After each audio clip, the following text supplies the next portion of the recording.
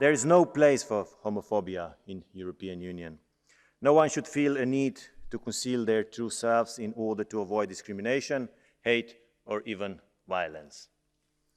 All citizens of our Union are equal and should be able to live in freedom and safe from discrimination based on their age, sex, race, color, religion, or sexual orientation. These are principles and values solemnly enshrined in the EU treaties, the Charter of Fundamental Rights, and EU legislation. In view of recent legislative developments in Hungary, it is clear that family law or schools curricula are within the national competence. Yet, the principle of non-discrimination is enshrined in the EU treaties. It was the right to equal treatment that featured prominently in the exchange that ministers had in the framework of Hungary's Article 7.1 procedure at the General Affairs Council meeting on 22nd of June.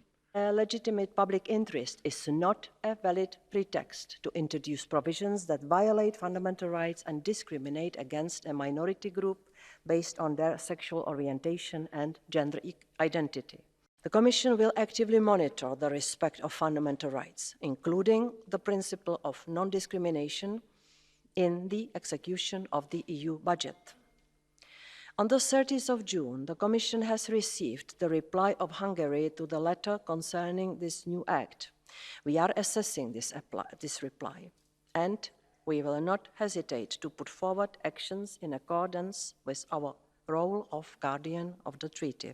What kind of message are we sending as a government to young people by insisting that even the mere portrayal of homosexuality in itself is already so abnormal or so dangerous that young people should be shielded from it? What message does it send to a boy or a girl who falls in love for the first time with another boy or another girl, that their feelings aren't normal, that they have something to be ashamed about, that there's something wrong with them?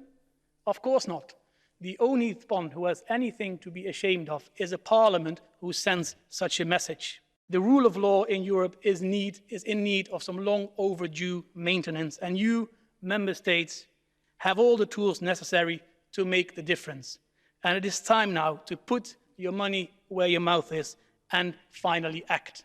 Los derechos LGTBI son derechos humanos y en la Unión Europea actuar contra ellos es ilegal. Por eso, la nueva ley en Hungría debe de ser derogada, por atentar contra los derechos humanos y por ser una indecencia y una vergüenza, porque estas leyes retrógradas son germen de odio y de violencia, para discriminar según a quien ames, para insultar en una marcha del orgullo en Zagreb, como ocurrió el sábado, o para matar a un chico de 24 años. Déjenme ser claras. En la Unión Europea, cualquier persona debe de tener los mismos derechos y oportunidades, ame a quien ame. El Consejo reaccionó contra el gobierno húngaro, pero hay que concretar acciones, desde el uso del mecanismo de la condicionalidad a sanciones vía artículo 7 y desbloqueando de una vez por todas la directiva antidiscriminación. So let's make Mr. Orban listen the only way he knows how. If the law is not retroactive, bring Hungary to court, repeal its voting rights and stop EU funds ending up in his pockets. This Parliament is doing everything in its power to make this happen. We are doing our job. And now we are urging the European Commission, but especially the Council, to finally do theirs. Between a Europe of freedom and a Europe of hatred and oppression, the choice is very clear.